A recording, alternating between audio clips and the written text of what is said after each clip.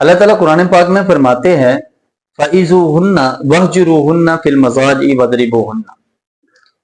طلاق کے حوالے سے بات چل رہی تھی کہ ہم نے سمجھ لیا ہے طلاق کو پہلا حل، بلکہ طلاق آخری حل ہے۔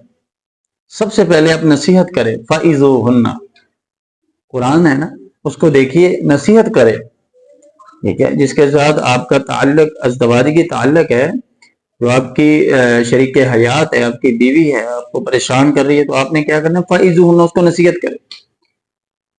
اگر وہ نصیحت سے بھی نہیں معاملہ درست ہو رہا تو پھر کیا کرنا ہے؟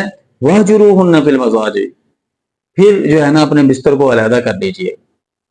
اب دیکھیے نبی کریم صلی اللہ علیہ وآلہ وسلم کی جو بیویہ تھی امہات المومنین، وہ حضور کے پاس آئی تھی نا، جب اللہ نے مال کی تھوڑی فراوانی دی تو وہ حضور سے مطالبہ کرنے لگ گئی کہ اللہ کے رسول ہمارا خرچ بڑھا دے۔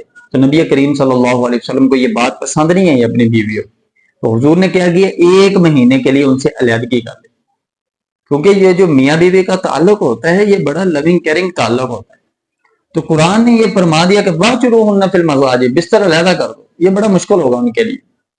اگر پھر بھی معاملہ درست نہیں ہو رہا تو وَاضْرِبُوهُنَّ، مارنا ہے۔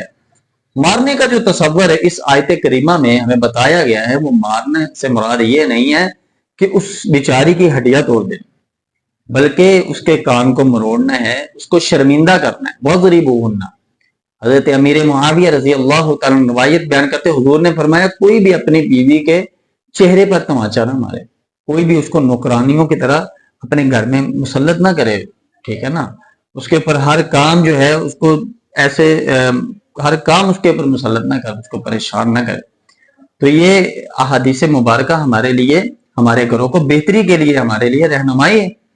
اچھا پھر بھی معاملہ نہیں درست ہو رہا تو پھر قرآن پاک کی آیت وَإِنْ خِفْتُمْ شِقَاقَ بَيْنِهِمَا فَابْعَثُوا حَكَمًا مِّنْ أَهْلِهِ وَحَكَمًا مِّنْ أَهْلِهَا، پھر کیا کرنا ہے؟ بیوی کے خاندان سے ایک سمجھدار بندہ، سمجھدار ہونا چاہیے، راجل الرشید آدمی، اور پھر بندے کے خاندان سے ایک سمجھدار بندہ، سمجھدار آدمی، وہ دونوں بیٹھے گے، دونوں بیٹھ کے نصیحت کرے گے، سمجھائے گے، پھر بھی معاملہ درست نہیں ہو رہا تو پھر کیا ہے؟ اللہ تعالیٰ نے پوری سورۃ الطلاق نازل فرما دی، فرمایا الطلاق مرتان، پھر طلاق ہے، پھر آگے کوئی حل نہیں۔ اللہ سے دعا ہے کہ اللہ تعالیٰ ہمیں اس پر عمل کرنے والا بنائے۔